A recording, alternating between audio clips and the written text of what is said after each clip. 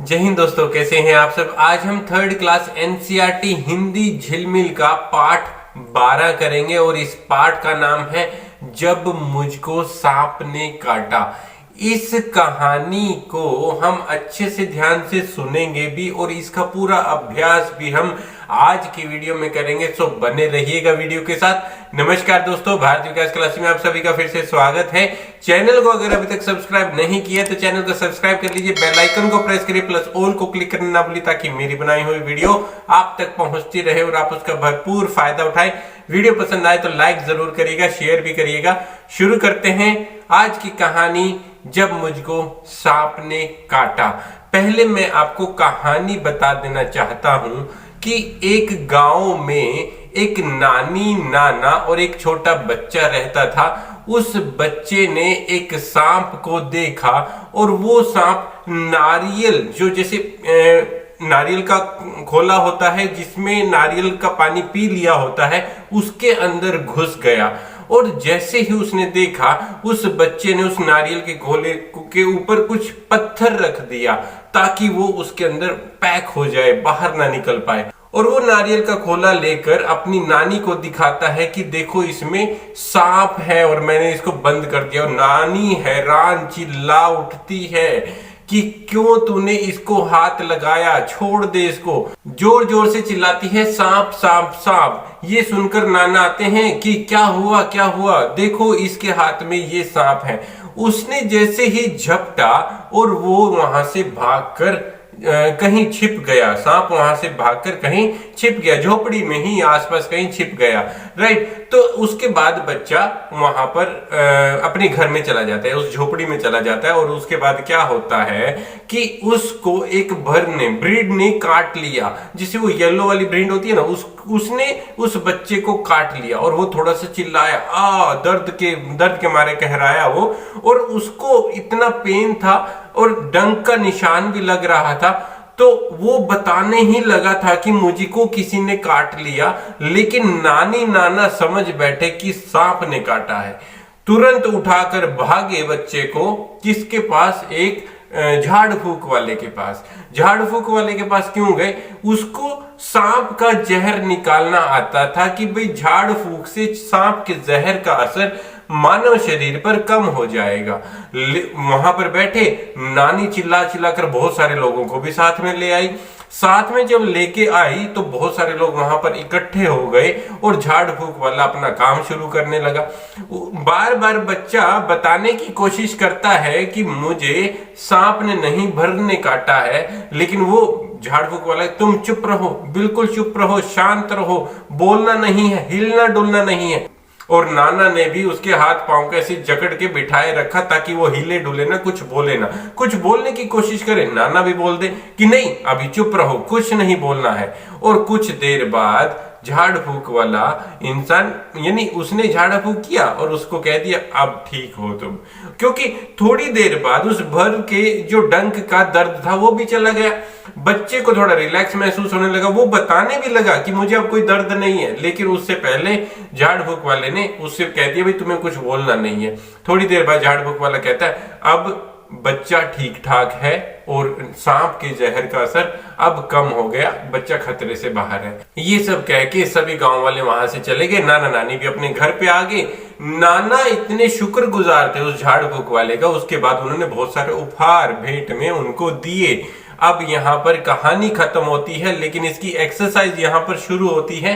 कहानी की बात, सबसे पहला प्रश्न हम यहाँ पर देखते हैं, नाना मुझे झाड़ फूक वाले आदमी के पास क्यों ले गए? क्यों ले गए थे? क्योंकि उसको सांप ने काटा था, लेकिन उसको एक्चुअल में सांप ने नहीं काटा था कहानी के हिसाब से। ओके, नाना मुझे झाड़ फूक वाले आदमी के पास इसलिए ले गए क्योंकि उन्होंने समझ लिया कि मुझे सांप ने काट लिया है। उस आदमी के झाड़ फूक से मेरे शरीर के अंदर सांप के जहर का असर कम हो जाएगा या नहीं होगा। ओके, नेक्स्ट प्रश्न क्या है, मैं बूढ़े आदमी को क्या बताना चाहता था? मैं बूढ़े आदमी को, यानी वो छोटा बालक बोल रहा है, मैं बूढ़े आदमी को यही बताना चाहता था कि मुझे सांप ने नहीं, भर ने काटा है, ये बताना चाहता था। अगला क्या है, जब सांप नारियल के खोले में घुस गया तब मैंने क्या किया था? नारियल के गोले में, तब क्या किया था, उसके ऊपर पत्थर लगा दिया था। ओके, मैंने ऐसा क्यों किया होगा, क्योंकि ताकि वो यहां से भागकर कहीं और न चला जाए और हम उस गोले को ही कहीं दूर जाके फेंक आएंगे, इसलिए उन्होंने उसके ऊपर पत्थर रख दिया था। अगला प्रश्न क्या है, क्या बूढ़े आदमी ने सचमुच मेरा इलाज किया था? तुम ऐसा क्यों सोचते हो? बूढ़े आदमी ने मेरा इलाज नहीं किया था। दरअसल मुझे सांप ने तो काटा ही नहीं था, मुझे तो बल्कि भर ने काटा था। उसके काटने से दर्द तो मुझे हुआ, शुरू में तो तेज दर्द होता है, आपको कोई काटती, मधुमक्खी काटती, शुरू में तो तेज दर्द होता है, लेकिन कुछ देर बाद वो दर्द खत्म हो जाता है। ओके, अगला क्या है, मुझे असल में सांप ने नहीं काटा था, फिर मैंने अपनी कहानी का नाम जब मुझको सांप ने काटा क्यों रखा? तुम इससे अच्छा नाम सोचकर बताओ, कहानी में पूछा गया है। ओके, क्योंकि सबको यही मालूम था कि मुझे सांप ने काटा है। मुझे झाड़ फूक करने वाले के पास ले जाया गया। वह झाड़ फूक कर ही रहा था कि मेरी उंगली का दर्द खत्म हो गया। सबने सोचा झाड़ फूक के कारण ही मुझे वो दर्द जो है वो खत्म हुआ, तो इसलिए मैंने कहानी का शीर्षक ये रख दिया। लेकिन कहानी का दूसरा शीर्षक क्या हो सकता है? झाड़ फूक करने वाला बाबा, ये हम लिख सकते हैं, क्योंकि सारी चीजें दो ही चीजों पर केंद्रित हैं, एक तो सांप पर, एक झाड़ फूक वाले बाबा पर। ओके, एक वो बच्चे पर भी केंद्रित है, लेकिन बच्चा तो बता ही रहा है, बच्चा तो नाम दे ही रहा है, इसलिए बच्चा ये नाम दे सकता है, झाड़ फूक करने वाला बाबा। अगला क्या है, उई माँ एक टाइटल दे दिया। कहानी में लड़के को भर ने काट लिया।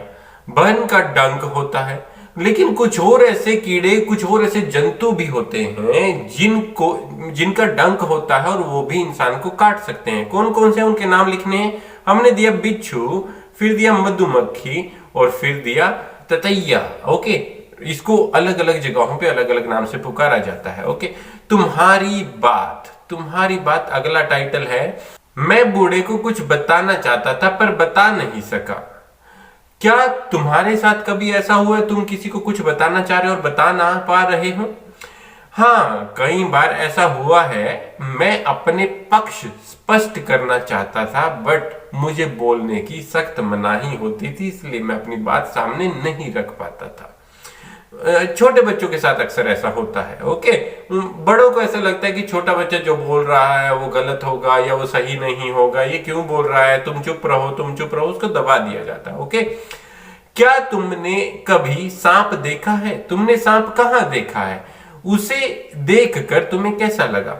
मैंने सिर्फ सांप एक बार देखा है। ठीक है, ये कौन है? कोई भी, आप अपने बारे में लिख सकते हो। आपने सांप देखा है नहीं, वो उस हिसाब से लिख सकते हो। तुमने सांप कहाँ देखा है, वो भी आप अपने हिसाब से लिख सकते हो। और उसे देखकर तुम्हें कैसा लगा, वो भी आप अपने हिसाब से लिख सकते हो। नेक्स्ट प्रश्न क्या है, अपने घर पर पूछो कि अगर किसी को सांप काट ले तो क्या करोगे? आपको तो पूछ कर लिखना है, मैं भी बता देता हूं। सबसे पहले जब किसी को सांप काट ले, जिस भी, सपोज करो कि हाथ पर काटा है, किसी उंगली पर काटा है, उस उंगली को अच्छे से बांध देना है, राइट, ताकि वो जहर और कहीं भी ना फैले। हाथ पे काटा है तो हाथ को अच्छे से बांध देना है, इतना जोर से कि वो जहर आगे पास नहीं होना चाहिए। और जहां सबसे पहले तो हमें ये करना चाहिए, उसके तुरंत बाद उसको डॉक्टर पर जरूर लेकर जाना चाहिए। ओके, चलिए आगे बढ़ते हैं। अब क्या करें? तुम क्या करोगी अगर तुम्हें या तुम्हारे आसपास किसी को भर ने काट लिया, या किसी को चोट लग जाए, या किसी की आंख में कुछ पड़ जाए, या किसी की नाक से खून बह जाए? सबसे पहले हम देखते हैं कि अगर किसी को भर ने काट लिया तो सबसे पहले हम उसे लोहे से रगड़ देते हैं। सब बताते हैं, राइट, कि कोई बताते हैं लोहे से रगड़ दो, कोई बताता है कि अचार से रगड़ दो, है ना। नेक्स्ट क्या है, किसी को अगर चोट लग जाए, अगर किसी को चोट लग जाती है तो सबसे पहले हम उसे फर्स्ट एड किट से उसको प्राइमरी ट्रीटमेंट देंगे। प्राइमरी ट्रीटमेंट को हम कहते हैं प्राथमिक चिकित्सा, वो जरूर उसे देंगे, राइट। उसके बाद अगर ज्यादा प्रॉब्लम है तो उसे डॉक्टर के पास भी ले जा सकते हैं। किसी की आंख में अगर कुछ पड़ जाए, कुछ गिर जाए, तो हमें उसकी आंखों को साफ पानी से धोना चाहिए। ओके, किसी की नाक से अगर खून बहने लगे, सबसे पहले अगर किसी की नाक से खून बहता है, हमें उसे यानी लेटा लेना चाहिए। लेटाने के बाद उसके पांव ऊपर करने चाहिए और गर्दन नीचे की तरफ होनी चाहिए, जिससे कि उसका फ्लो जो है वो ऊपर सिर की तरफ हो जाए और वो जो खून है नाक से आना बंद हो जाए। दूसरा क्या कर सकते हैं, ठंडा कपड़ा नाक के ऊपर लगा सकते हैं, उससे भी उसकी जो गर्मी है, गर्मी ज्यादा बॉडी में हीट की वजह से ही ये नाक में खून आता है, तो वो जो हीट है वो कम हो जाएगी। माथे पर भी ठंडी पट्टियां रख सकते हैं। ओके, आगे बढ़ते हैं हम। जरा सोचो तो, नारियल के खोले जैसी और कौन सी चीज में सांप छिप सकता था? कबाड़ में, घर के कबाड़ में, राइट, कपबोर्ड कह देते हैं, या अलमारी में छिप सकता था, या कहीं जहां पर कूड़ा कचरा है वहां पर छिप सकता था। अगला क्या है, वह खोले अहाते में कैसे पहुंचा होगा? उस घर के लोगों ने नारियल खाया होगा और खोले को अहाते में फेंक दिया होगा, बरामदे में फेंक दिया होगा, और वहां से वो वहां पे उस यानी खोले में घुस गया होगा। कौन? सांप। नेक्स्ट क्या है, घर के हिस्से। यहाँ कुछ नीचे शब्द दिए गए हैं, आपको जो भी घर के हिस्से हैं उनमें गोला लगाना है, राइट, घेरा लगाना है। अहाता, आला, रसोई, नहर, यहाँ बहुत सारी चीजें हैं, आंगन, घेरा, छज्जा, पुलिया, कमरा, है ना। तो आपको जो एक घर में जो जो चीजें अवेलेबल होती हैं उन पे सर्कल करना है। अहाता, जैसे मैंने यहाँ पर लिख दिया, अहाता आंगन, बरामदा, जीना, अटारी, ये अलग अलग भाषाओं में इनको बोला जाता है। आला, सीढ़ी, छत, रसोई, छज्जा, दलान, और ये क्या, टांड, कमरा, मुंडेर, ये सारी चीजें घरों में, पुरानी हवेलियों में भी होती थी। ओके, चलिए आगे बढ़ते हैं। क्या समझे, नीचे दिए गए कुछ वाक्य हैं, उनका क्या मतलब है?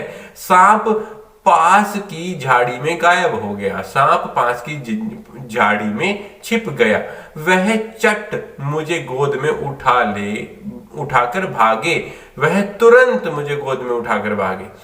अब बच्चा खतरे से बाहर है, इसका क्या लिख सकते हैं हम? अब बच्चे को कोई खतरा नहीं है। ओके, सिंपल से वाक्य में लिखेंगे, नाना ने उसके लिए बहुत सी चीजें भेंट में भेजी।